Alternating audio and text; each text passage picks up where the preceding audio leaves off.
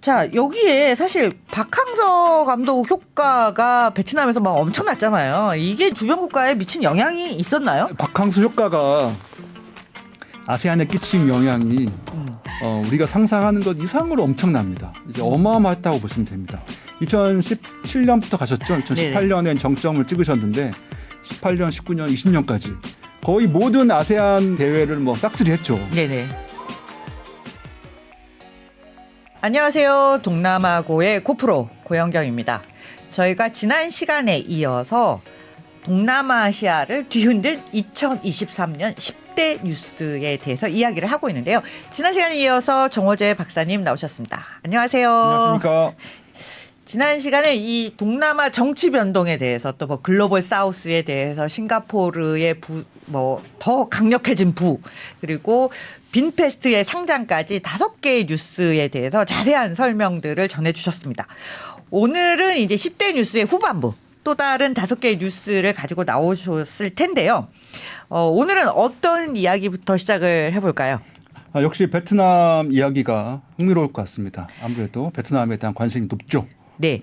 사실 지난 시간에 저희가 이 빈페스트의 상장 부분을 이야기하면서 길게 이야기는 드리지 못했어요. 그런데 지금 말씀해 주실 이 부분하고 사실 빈페스트 이야기, 이 베트남의 경제 이야기는 어느 정도 일맥상통하는 부분이 있다라는 생각이 들어서 오늘 시간에는 베트남 이야기를 좀 더 깊이 있게 들어가 보도록 하겠습니다.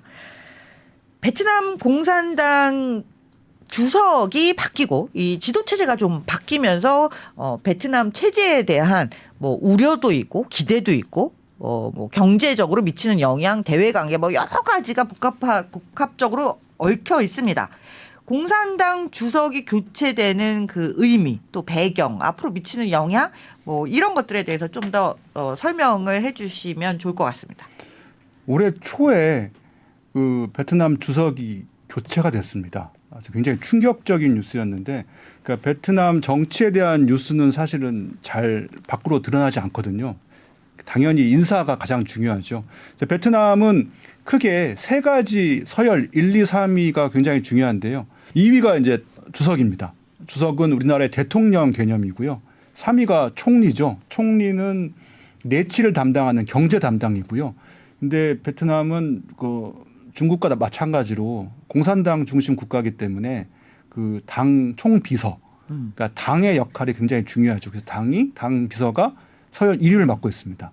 그래서 이제 과거에 이제 안정적으로 사실 베트남 공산당의 정치적인 역학 구도는 굉장히 역사도 깊고 좀 어려워서 압축 설명드리기는 어려운데 핵심만 말씀드리면은 그 하노이 북쪽 수도 중심의 공산당, 그러니까 좌파 세력이 있는 거고요.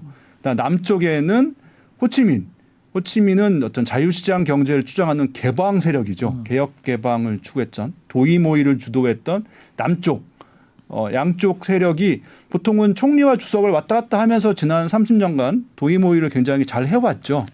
사실 큰 충돌 없이 잘 굴러왔다라고 평가를 받습니다. 그래서 이제 우리가 사실 지난 과거에 베트남 그 정치인 그러면은 우리가 흔히 머릿속에 이제 알고 있던 분이 응우엔 수완 푹이라는 분이세요. 네네. 박항서 감독 항상 옆에서 이제 사진을 찍었던 분이거든요. 지금 자료화면 나가는데 이게 딱 보시면 아시는 그분들. 이분이 총리를 굉장히 오래 했습니다. 그러니까 총리를 오래 했다는 얘기는 개혁 개방파라는 얘기예요. 그리고 신임도 그렇죠. 받았고요. 네.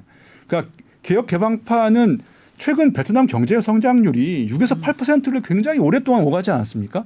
이 얘기는 베트남 국민들이 잘 살았다는 얘기죠. 성장률이 눈에 띄게 보였고, 그래서 이분이 몇 년 전에 총리에서 주석으로 승진이 됐어요. 그 얘기는 공산당 내에서 높은 평가를 받았다는 거고, 그 응우엔 수완 푹이 이제 주석이 됐으니까 이분 중심 체제로 가는 거 아니냐라고 다 알고 있었는데 올 초에 당의 당 기강 회의, 부정부패 이런 것들을 빌미로 해서 사실상 해임된 거죠. 네.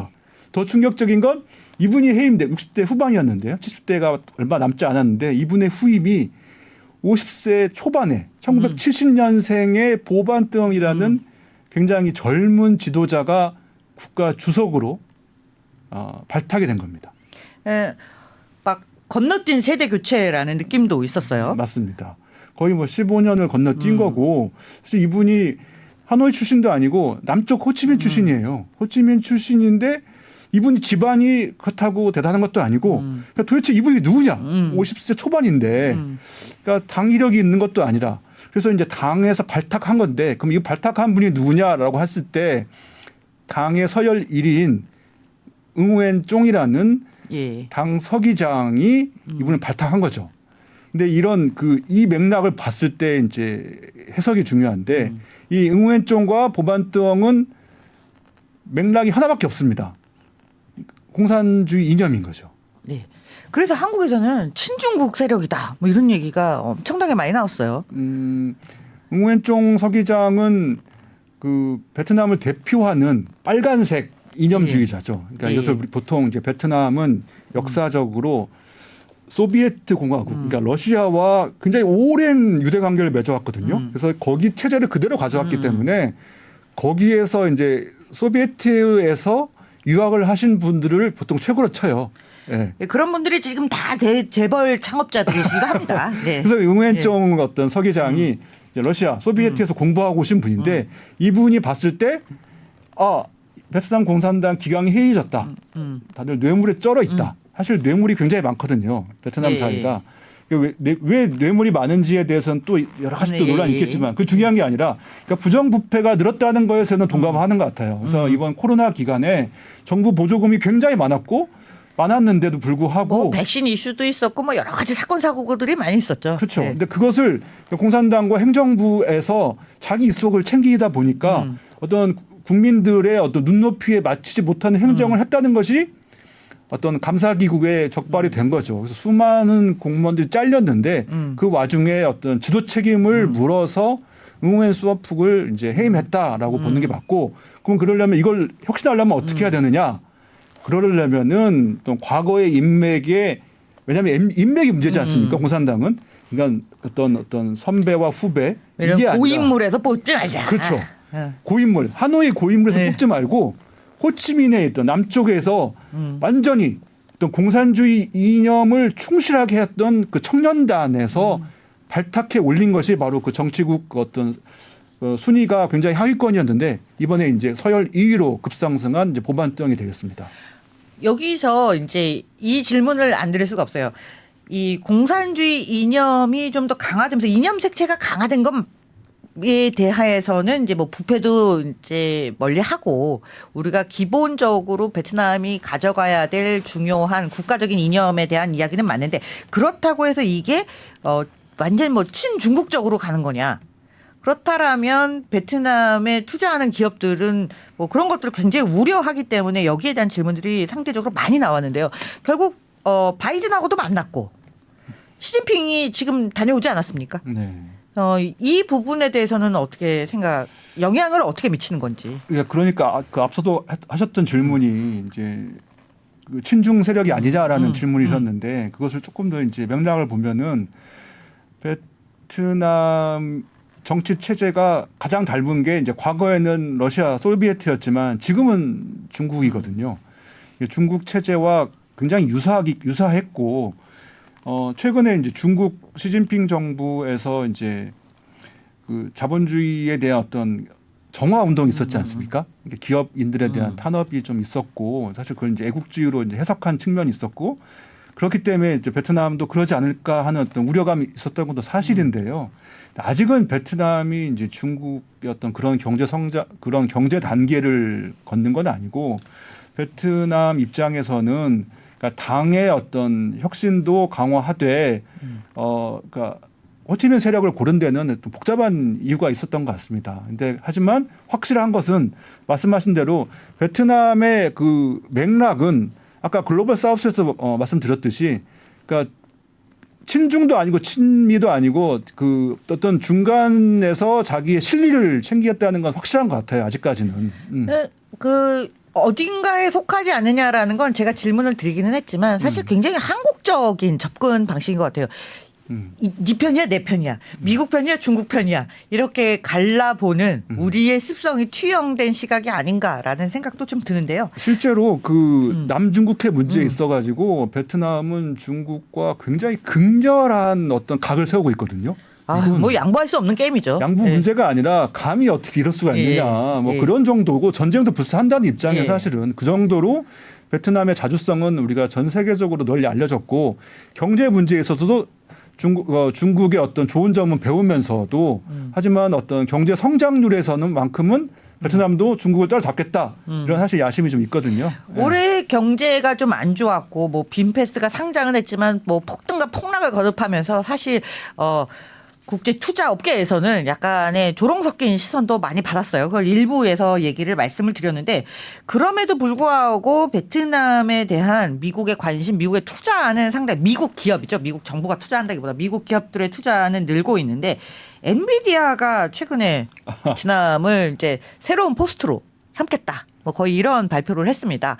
이런 것들이 주는 시그널은 지금의 베트남의 정치가 어떤 정책의 방향이 결국은 외국인들에게 방해가 되지 않는 뭐 그런 정책이 될 거라는 어떤 시그널일까요? 네, 그렇습니다. 베트남의 어떤 지도를 보시면 아시겠지만 홍콩과 타이완과 굉장히 가깝습니다. 그러니까 인종적으로도 가깝고 문화적으로도 가까워요. 그래서 삼성 공장이 왜 그 하노이 근처에다가 공장을 지었고 LG가 왜 거기에 지었는지는 가보신 분들이랑 금방 파악하실 거예요. 그만큼 생산성이나 그다음에 공대의 수준이나 그리고 어떤 그들이 만들어내고 있는 IT 문화가 굉장히 그러니까 우리가 상상하는 것 이상으로 첨단이거든요. 뭐 게임이라든지 위에 이제 동북아와 이렇게 연결되면서 네. 한국, 중국, 일본, 뭐 베트남 이렇게 연결되는 뭐 삼각, 사각편대에서 바로 미국으로 수출이 가능한 맞습니다. 그런 지리적인 이점이 있는 거죠. 네. 그래서 이제 하노이 중심의 어떤 IT 벨트가 구축될 가능성이 크고 그 IT 벨트는 소위 말하는 그 중국이 가져갔던 그런 제조 공업 공단들을 다 흡수하면서 동시에 베트남은 그것을 기반으로 어떤 IT 단순 조립 제조가 아닌 그 이상을 바라보는 아까 말씀드린 전기차, 반도체 그다음에 팹까지 동시에 노리는 어떤 큰 그림을 그리는 것 같습니다. 요것과 딱 연결된 게 이제 7번째 뉴스인 것 같습니다. 동남아 뭐 슈퍼앱, 제가 책을 썼죠. 동남아 슈퍼앱 전쟁이라고. 뭐 크게 많이 팔리지 않아서 좀 안타깝긴 한데요.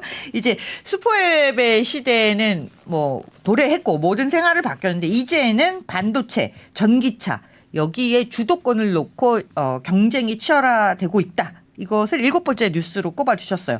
이거는 뭐 해외 시장의 변화에 대한 반응인가요? 뭐 그런 영향도 뭐 없지 않아 있겠지만 또 동남아 스스로 이제 제조업, 산업의 고도화 이런 정책의 영향일까요? 이 흐름이 어떻게 진행되고 있는지 한번 쭉 설명을 부탁드립니다. 그 올해 화두는 전기차 그다음에 반도체가 맞는 것 같습니다. 그러니까 특히 이제 아세안 거의 모든 국가들의 어떤 정부에서 이 전기차 정책과 반도체 정책을 가장 앞에 두고 있는 것 같아요. 소위 말해서 이제 전기차 전쟁이라고 보셔야 될 것 같은데 우리가 중국의 BYD라는 이름을 익숙해진 것도 얼마 안 되지 않았습니까? 네. 1년도 안 되지 않습니까? 1년은 넘은 것 같습니다. 그 중국의 BYD가 사실 지금은 전 세계 1위의 전기차 생산 공장인데 동남아시아가 바라보는 전기차에 대한 기대는 한국이 갖고 있는 기대보다 그러니까 쉽게 얘기해서 100배 정도라고 보시면 됩니다. 그렇죠. 왜 그럴까요? 왜 그러냐면은 네. 아세안 국가들한테 자동차 산업은 일종의 어떤 한 트라우마? 드림이죠. 드림이죠. 예. 몇 번을 시도했지만 다 실패했던. 그러니까 전 세계 선진국, 그러니까 북반구에 있는 선진 국가들의 어떤 키 산업의 핵심은 꽃은 자동차였지 않습니까? 그러니까 100년 동안 내연기관의 역사가 발전하면서 가장 마지막에 끼어 들어간 게 한국이고 멕시코만 해도 실패했거든요, 사실은. 말레이시아도 저기 뭐 뽀로두아 뭐 이렇게 그렇죠. 하지만 크게 성공하지 못했고 인도네시아가 국민차 프로젝트를 기아랑 뭐 비만 따라 했다가 또 실패했고 뭐 여러 실패 사례들이 있죠. 아세안 거의 모든 국가들이 봤을 때 자기들이 못 사는 이유는 자동차 산업이 없기 때문이다라는 걸 알고 있습니다. 정확히 잘 알고 있고 이걸 극복하기 위해서는 그러니까 100년 만에 기회가 온 거예요. 전기차 기회가 패러다임이 온 거예요. 바뀌니까. 그렇죠. 네. 그러니까 내연기관의 핵심은 사실은 이제 엔진과 디자인과 산업 자체지 않았습니까? 산업이 구축해 오면서 이제 특허로 이제 보호막을 친단 말이죠. 특허로 보호막을 치고 생산 과정이 쌓이면은 그 노하우를 후발주자들은 절대 따라잡을 수가 없죠. 예. 그런데 전기차는 그게 아니란 말이죠. 전기차는 적당한 배터리 공장과 그다음에 충분한 자기 수요만 있으면은 어떤 그 자기들 공장에서 굉장히 값싸게 어떤 선진국을 넘어설 만한 패러다임에 맞춰서 저렴한 가격에 혁신이 가능하다는 거죠. 그렇기 때문에 아까 말씀하신 대로 태국에서는 거의 발등에 불이 떨어졌고요. 태국은 오랜 기간 내연 기관의 서드 파트, 세컨 파트로서 참여해온 국가인데 갑자기 일본의 도요타나 미래가 없는 거죠, 사실은. 그러니까 소위 말하는 자기의 어떤 물주들이 바뀌는 와중에 왔고 인도네시아나 말레이시아나 싱가포르들은 드디어 이제 우리가 자동차 산업에 뛸 때가 되지 않았느냐라고 생각이 든 거죠. 그래서 사실은 이제 이 베트남의 어떤 정치적인 변화, 뭐 그리고 경제적인 비전들, 그리고 이 전기차에 있어서 새로운 기회가 왔다라고 평가하는 그 부분이 딱 맞아 떨어진 것이 빈페스트라고 볼 수 있을 것 같고요. 그리고 전기 오토바이가 여기 이제 세컨티어로 같이 가는 것 같아요. 그래서 태국은 뭐 전기차로 간다고 치지만, 베트남에서는 뭐 셀렉스라든가 또 뭐 인도네시아에서는 지금 뭐 전기 오토바이만 다루는 기업들이 한 40여 개가 지금 난립을 하고 있습니다.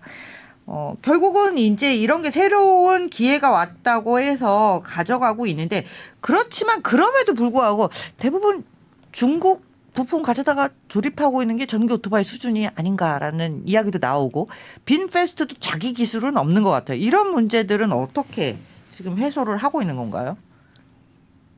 문제를 해소한다기보다는 예. 그러니까 지금 단계에서는 그러니까 제도를 개혁하고 선진 어떤 그러니까 테슬라라든지 현대차라든지 그러니까 서구에 있는 좋은 기업들을 재빨리 유치함으로써 전기차 산업의 인프라를 일단 만들자는 게 일단 첫 번째 전략인 것 같습니다. 그래서 현대차가 지난 3년간 굉장히 뜨거운 어떤 구애의 대상이 됐고, 실제로 뭐 태국, 인도네시아, 싱가포르, 말레이시아 현대차를 안 찾는 국가가 없을 정도로 지난 3년간 현대차가 바빴던 것 같아요.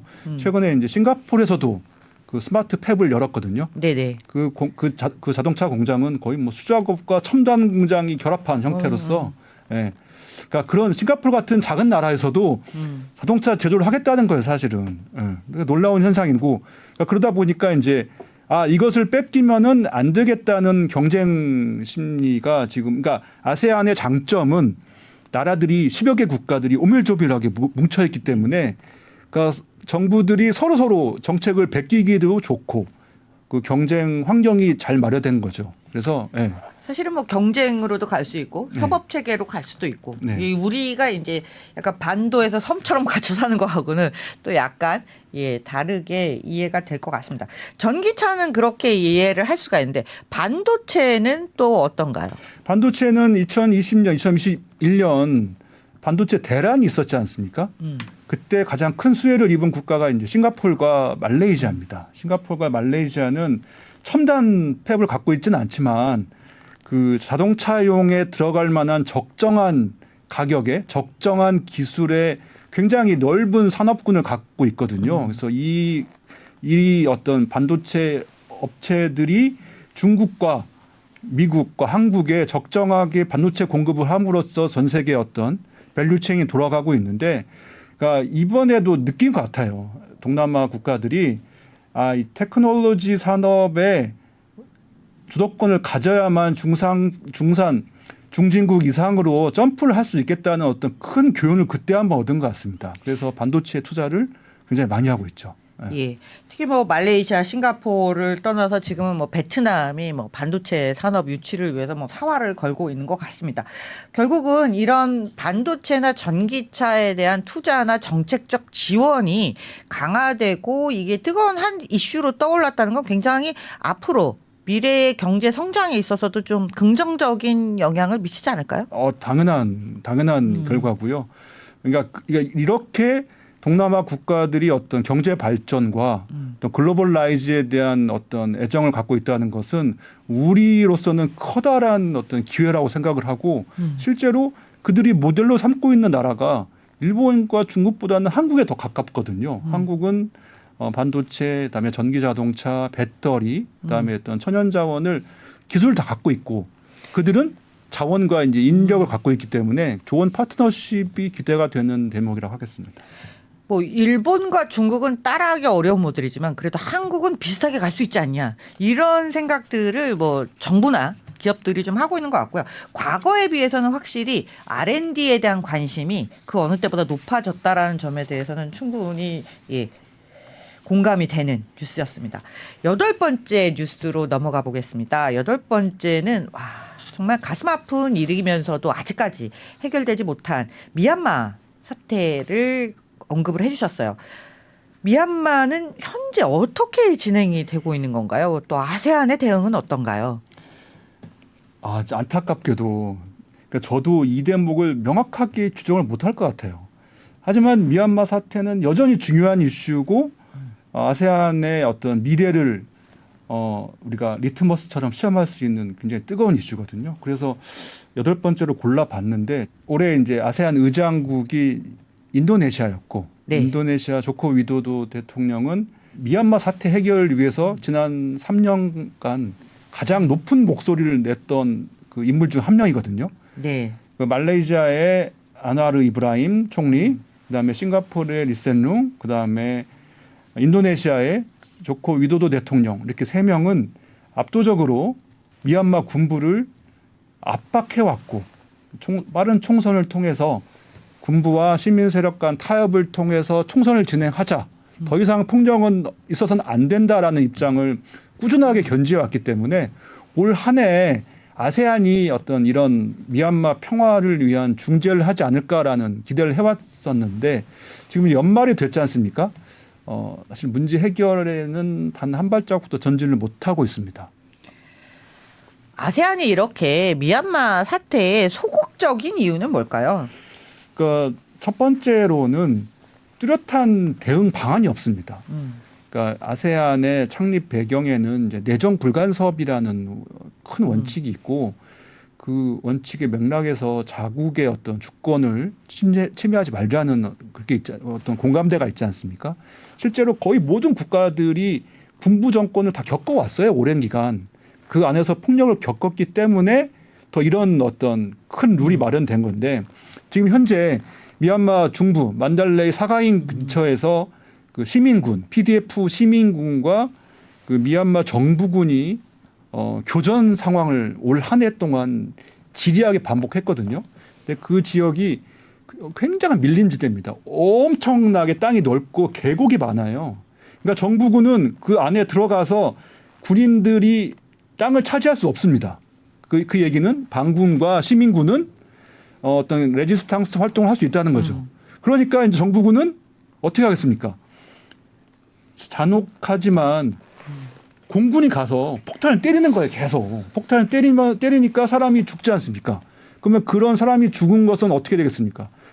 그런 그 시민들과 주민들의 원한이 쌓이거든요. 그러니까 그런 어떤 치유할 수 없는 대립이 지난 3년 동안 계속 전쟁으로 이어지고 있고 그런데 양쪽 어디든 그 밀고 내려와서 군부를 무너뜨린다든지 혹은 군부가 밀고 올라가서 어떤 그 반군들을 소탕한다거나 이게 불가능한 상황이에요. 사실 현재는 지리하게 어떤 시간이 가고 있죠. 군부는 이걸 굉장히 전략적으로 이용하는 것 같습니다. 시간이 가면 갈수록 반군이 어려워질 거다. 그쪽이 그렇죠. 어려워질 거다. 어렵고. 가 나오고 있는데 그러다 보니까 지금 미얀마에서 아편 생산이 뭐 엄청나게 늘었다. 마약 생산이 늘었다라는 이야기도 흘러나오고 있어요. 근데 그 지역은 원래 전통적으로 마약 생산이 있었던 지역이기 때문에 예. 통계를 내기가 어렵습니다. 늘었다는 말은 제가 확언을 못 하겠고 네. 왜냐하면 무기가 필요하기 때문에 그 무기는 주로 이제 중국 국경을 통해서 들어오기도 하고 인도 국경을 통해 들어오기도 하는데 이제 무기가 공급이 돼야 싸우지 않겠습니까? 근데 여하튼 교전이 계속되고 있고 우리가 이제 예측했던 것보다 시민군이 굉장히 투쟁 의지가 높고 잘 싸우고 있어요. 그래서 그렇죠. 사실 지금까지 버티고 3년간이나 있다는 건 대단한 거죠. 네. 군부는 그 정부 예산을 가지고 무기를 러시아에서 사와서 뿌리는 상황인데 어떤 정부군의 어떤 뭐랄까 수많은 어떤 부정부패와 모순이 있거든요. 그 안에도. 그러니까 정부 군인들이 그걸 다 따르겠습니까? 그것도 아니지만 그러니까 미얀마 사태는 이렇게 이제 군부와 시민군과 그 소수민족 군들이 어떤 복잡한 전쟁을 벌이고 있는데 문제는 이제 아세안 이걸 해결 중재를 간섭을 해야 되는데 이제 조코 위도도와 이제 어떤 이런 그 문제 해결주의자들이 해결할 줄 알았는데 못한 거죠. 왜 못했느냐가 중요한데 왜 못했느냐면은 태국이 군부가 지배해 왔고 캄보디아도 군부인 훈센이 지배해 왔고 라오스도 군부란 말이죠 사실상. 예.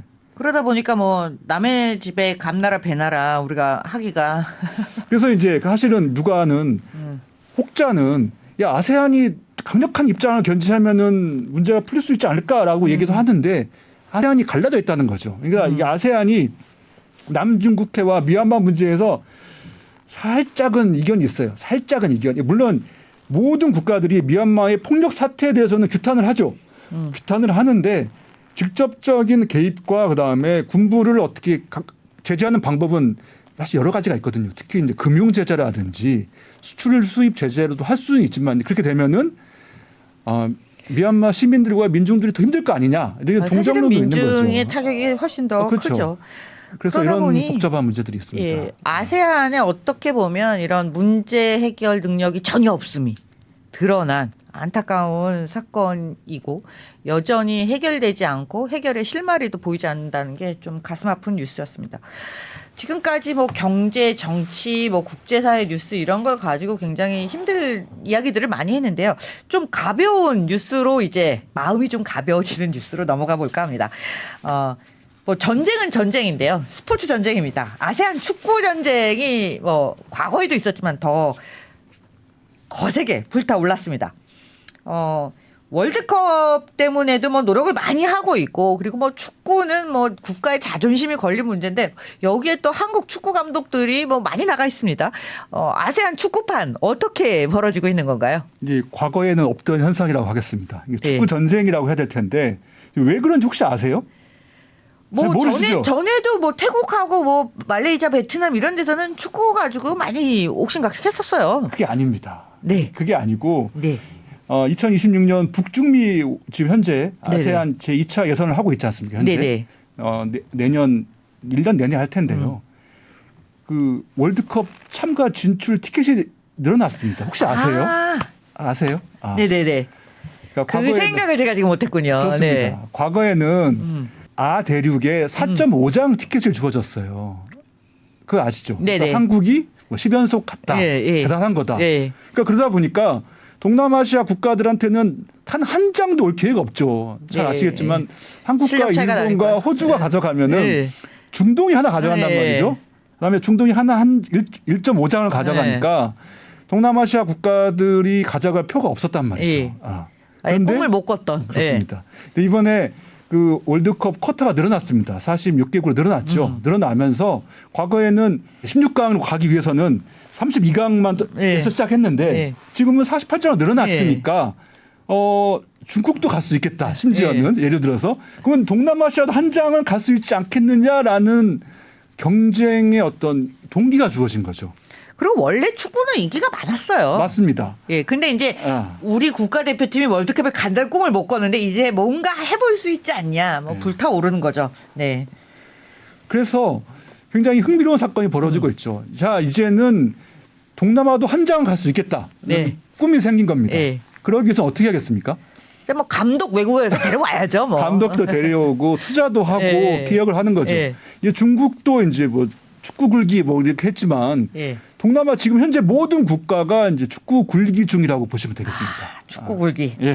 축구 굴기가 아니라 축구 뭐라고 할까요? 르네상스 월드컵에 가자. 이게 이제 화두입니다. 현재 동남아시아에. 자, 여기에 사실 박항서 감독 효과가 베트남에서 막 엄청났잖아요. 이게 좀 옆으로 주변 국가에 미친 영향이 있었나요? 박항서 효과가 아세안에 끼친 영향이 우리가 상상하는 것 이상으로 엄청납니다. 이제 어마어마했다고 보시면 됩니다.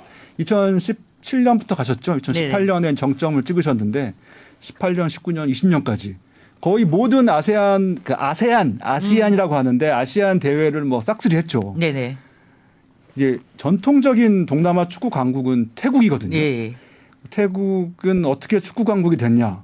바로 이제 2000년대 동남아시아 팬들을 사로잡았던 대회가 스즈키컵이라는 동남아 축구 대회입니다. 네네. 중간에 잠깐 타이거컵으로 바꿨고요. 지금은 또 이름이 또 미쓰비시 전기컵 뭐 이럴 거예요. 근데 하지만 지금도 모든 사람들이 스즈키컵이라고 부르죠. 네.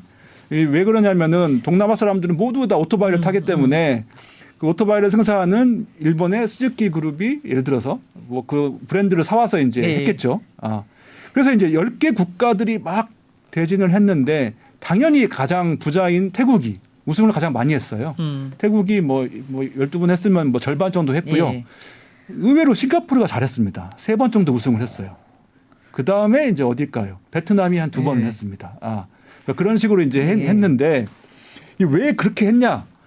아시겠지만 아시아로 묶었을 경우에는 한중일이 뭐 신체적으로나 인적 자원이 압도적으로 세지 않습니까? 그러다 보니까 동남아 축구는 1960년대에 잠깐 반짝 미얀마, 말레이시아가 반짝했었어요 그때. 그리고는 이제 쭉 가라앉고 자기들끼리 우리끼리 이제 올망졸망 싸웠던 거죠 사실은. 글로벌로 못 나갔기 때문에 그렇습니다.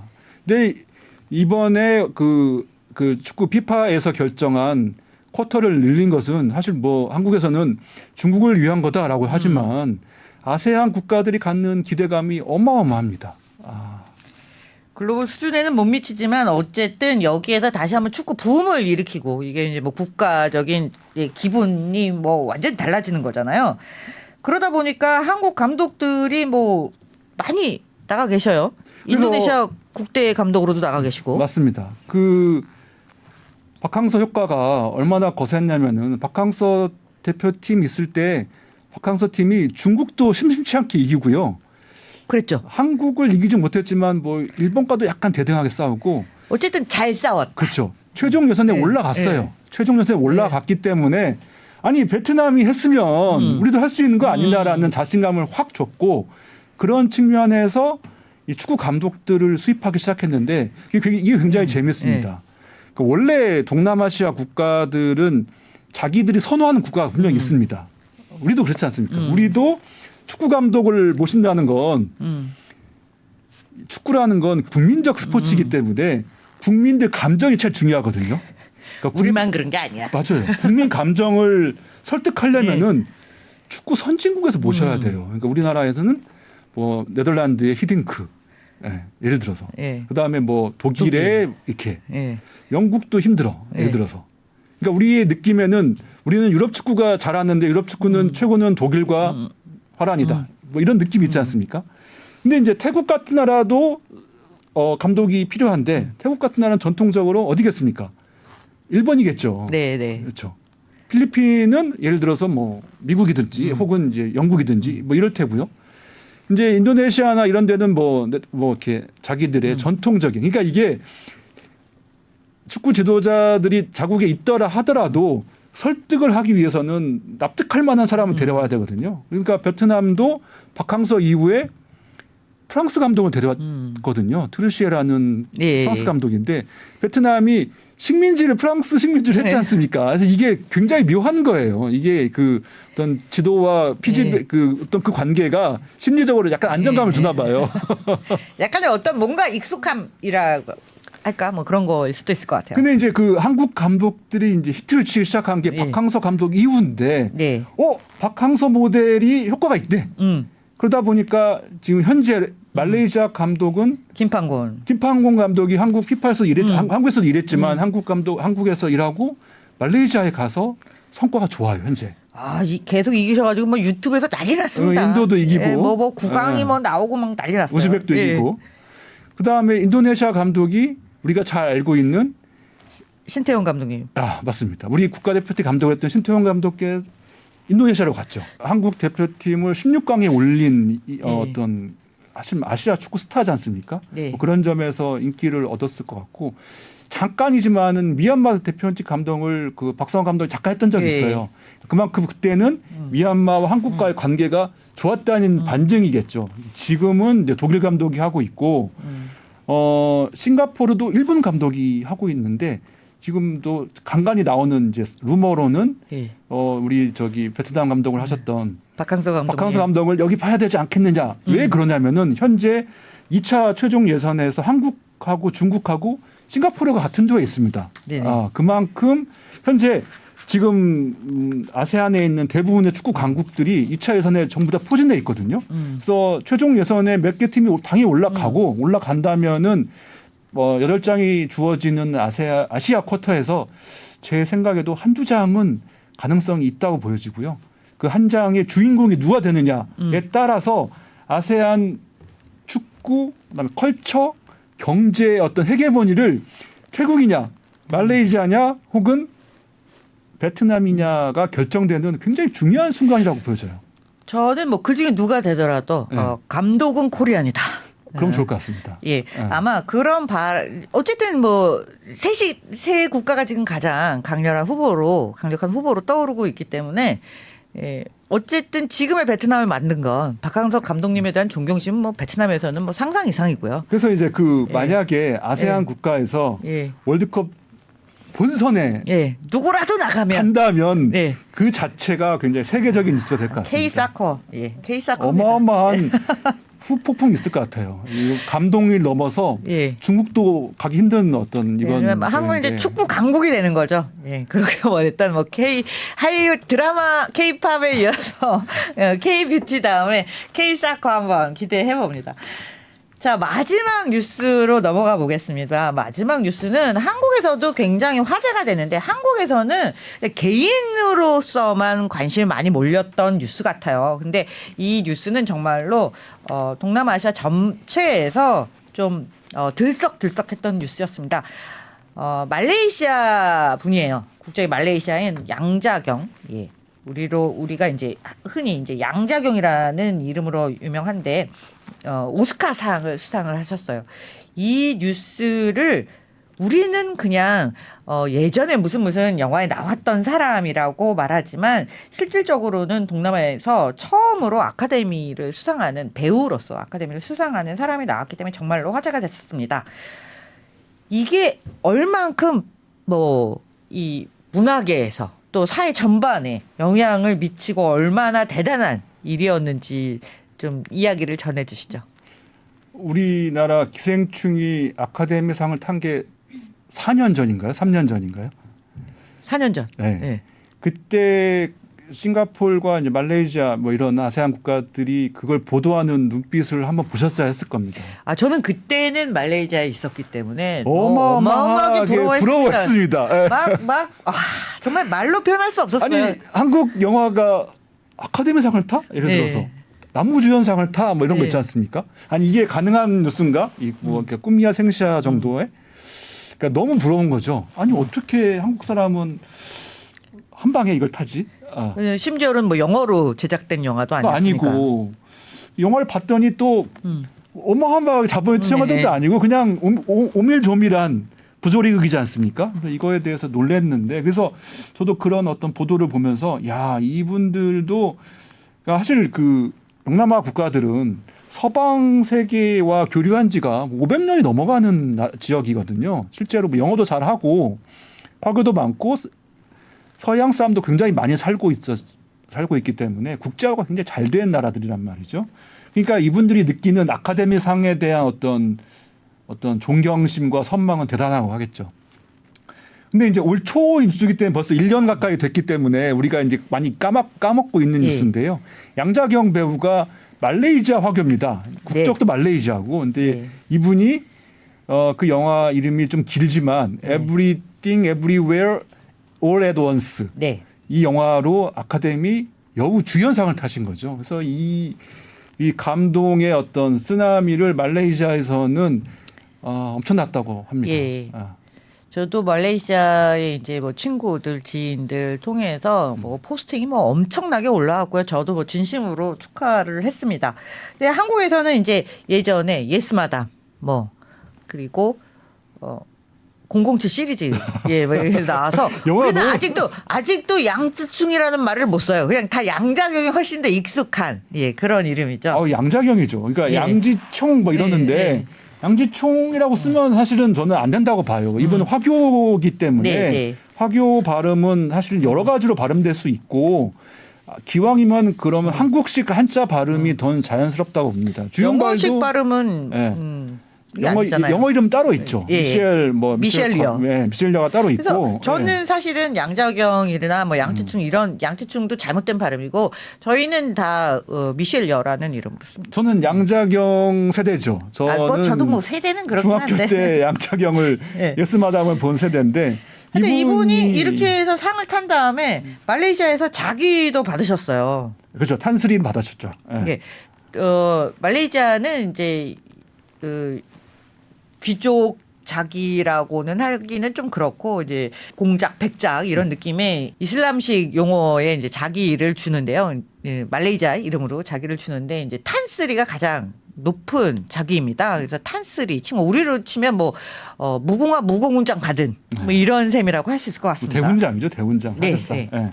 그래서 이제 양자경 배우가 그러니까 그 누구도 말레이시아 국적이라고 생각을 못했을 거예요. 네, 사실은 이 오스카상을 타기 전까지는. 하지만 이분은 바로 이제 말레이시아에 돌아가셔서 이제 그 국민들과 즐거움을 함께 나누면서 드디어 이제 그러니까 말레이시아가 전 세계의 이름을 떨칠 수 있는 기회가 됐다.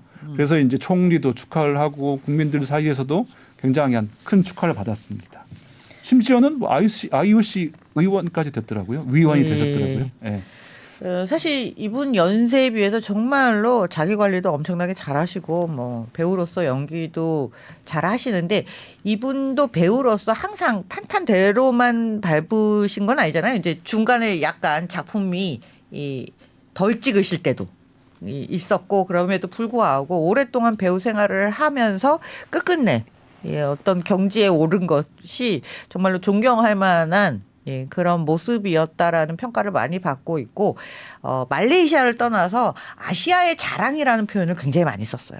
외국에서는 왜냐하면 뭐 물론 외국에서 교육을 받으시고 뭐 영어도 워낙 잘하시긴 하지만 그 말레이시아라는 한 국가에 속한 것이 아니라 아시아에서 성장해서 미국에 진출해서 또 뭐 해외에서 자기의 커리어를 쌓고 이런 성과를 올린 거에 대해서 아시아 여자들의 자랑이다 뭐 이런 평가를 많이 받았다라는 것도 한편으로는 그런 의견들이 있었습니다. 지금까지 저희가 아세안의 10대 뉴스를 꼽아봤습니다. 여러분들께서는 이 가운데 어떤 뉴스가 가장 좀 흥미로운가 혹은 또 어떤 뉴스가 내 삶에 혹은 내가 하는 일에 영향을 미쳤을까라는 부분은 조금씩 다른 평가가 있을 것도 같아요. 개인적으로 정호재 박사님한테 가장 인상 깊었던 뉴스를 하나만 꼽으라면 뭐가 있을까요? 하나만요?